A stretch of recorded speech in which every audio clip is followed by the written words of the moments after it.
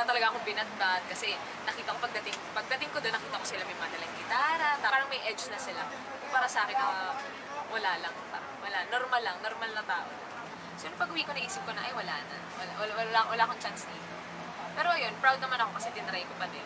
Pumunta pa din ako, sinubukan ko. Sinabi sa akin na antay na lang yung tawag. Yan. Siyempre, gano'n naman yung mga sinasabi, di ba kapag nag-a-apply ka, kapag nag-audition, antay na lang yung tawag. Pero sa huli, hindi ka rin naman nakatawagan. Pero ako, tinawagan ako!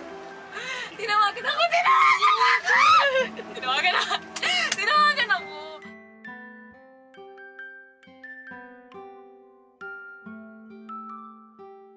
Tumawag sa akin.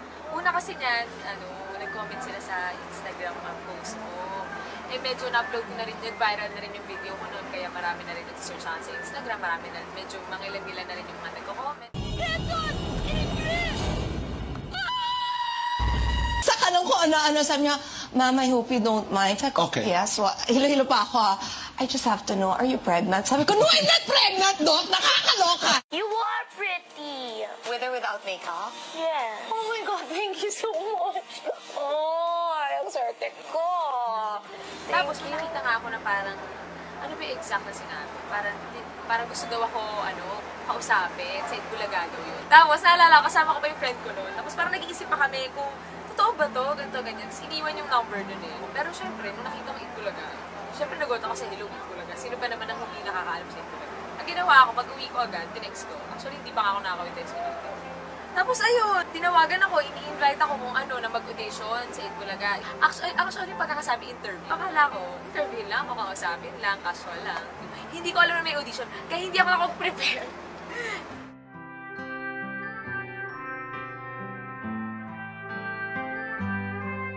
Yung audition date, June 19 yun. June 19 yun, naalala ko kasama ko rin yung tatay ko, yung ate ko sa Itbulaga. Tapos, meron akong makakasabay na mag-audition. Tapos yung pagdating ko doon, kinabahan na ako. May kaba factor. Hindi ko kasi na-expect na marami kami. Na-expect ko ako lang. Kapal na mukha ko, ako lang. Hindi na-expect ko konti lang. Siguro mga 2, 3. Pero pagdating ko doon, medyo mangilan-gilan din kami. Tapos nakita ko sila na, alam mo yung parang talagang mag-aartista talaga. Yung mga typical na itsura ng artista. Tapos, alam mo naman yung itsura ko, hindi naman, pang normal average lang naman tong babae.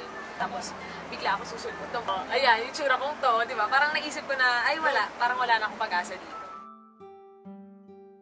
Hi, May. Nung isa-isa nang tatawagin para sa screen test, ayan, tinanong ako may talent na pakilala, ganyan. Tapos tinanong ako may talent ako, sanay daw ba ang kumanta? Sabi ko, hindi, sanay daw ba ako sumayaw, hindi rin. Ano kaya kong gawin? Wala po, papangit. Kasi, yun lang naman yung, doon naman ako nakilala, doon naman ako discover sa pagpapangit ko ng mukha, sa pagtulog ko ng mukha. So, yun na lang yung nasabi ko. Tsaka hindi talaga ako nakapaghanda ng kahit ano. Kasi akala ko interview yun. Tapos, pinaarte ako doon eh. Ano yun? Crispin Basilio. Ako, first time ko yung ginawa kong buhay ko. Isa ka nga. Hanapin mo si Basilio at si Crispin. Totoo po. Oo. Pero nung moment na yun, gusto ko nang umatras. Kasi nahihiya ako, hindi naman ako sanay sa mga ganong bagay. Pero syempre, nandun ako sa gitna, nandun yung boss. Alam mo yung sasabihan akong Martin ng baliw, parang hindi ko kaya, nahihiya ako. Pero nandun na nga ako, so ginawa ko na din, sayang din yung chance. So, ayun, thankful naman ako na ginawa ko. Crispin! Basilio! Asan na kayo? Bakit ka natatawa? Nahiya po kasi ako first time kung...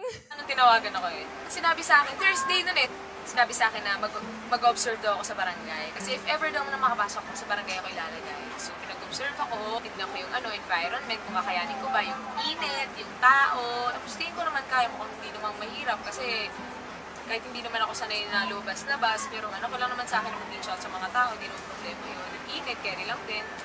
So ayun, umuwi ako. Tinanong ako, sigurado ka na ba? Kasi sa Sabado na daw ako ilalabas yung mga 2 araw. Hindi ako prepared. Akala ko mga 1 linggo ba? Okay, meron ako 1 month para mag-prepare. Tapos ayun, biglang sa Sabado, 2 araw na lang ilalabas na nila. So ayun, July 4, and the rest is history.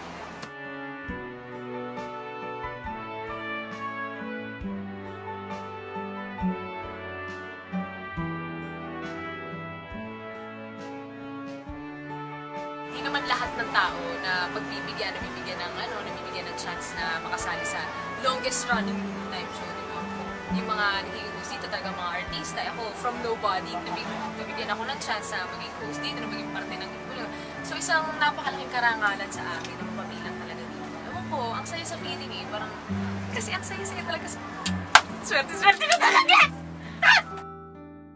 Pag iniisip ko, wala, ang saya-saya talaga. Tapos ako, okay na ako na mag-host lang dito forever.